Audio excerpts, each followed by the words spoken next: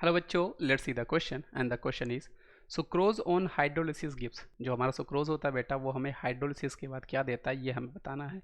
तो चलिए इस क्वेश्चन को हम लोग सॉल्व करते हैं बेटा। तो सबसे पहले आपको कुछ बेसिक जानकारी पता होनी चाहिए बेटा। जैसे जो हमारा सुक्रोज होता है बेटा वो हमारा हुआ करता है डाइसेकेराइड्स। ये आपका क्या होता है बेटा, ये आपका डाइसेकेराइड्स हुआ करता है। एक्चुअल में यहाँ पर होता क्या है बेटा, यहाँ पर हमारे पास alpha D glucose and beta D fructose जो होते हैं वो आपस में ग्लाइकोसिडिक लिंकेज द्वारा ज्वाइंट होते हैं। मतलब यहाँ पर होता क्या बेटा, हमारे पास एक्चुअल में यहाँ पर जो दो मोनोसेक्राइड्स आपस में जुड़े होते हैं वो हमारे पास होता है एक अल्फा डी ग्लूकोज, दूसरा हमारे पास होता है बेटा बीटा डी फ्रक्टोज।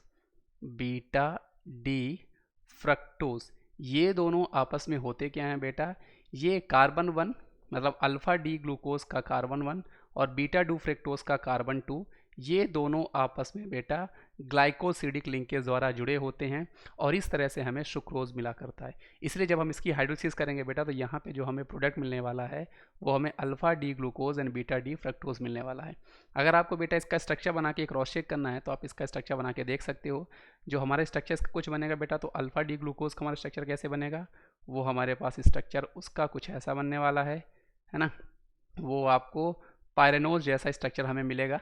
और साथ ही साथ हमारे पास जो फ्रक्टोज है तो फ्रक्टोज का स्ट्रक्चर जो है बेटा वो हमें फ्यूरनोज के जैसा यहाँ पर ऐसा आपको मिल रहा होगा।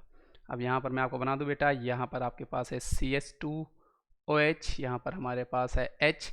अगर मैं इसको और फर्दर बनाऊँ बेटा, यहाँ पर हमारे पास है H, ये है हमारे पास OH।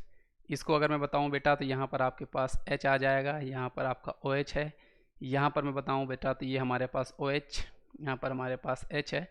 और इसका जो स्ट्रक्चर बनेगा बेटा तो ये हमारे पास H, यहाँ पर हमारे पास OH है।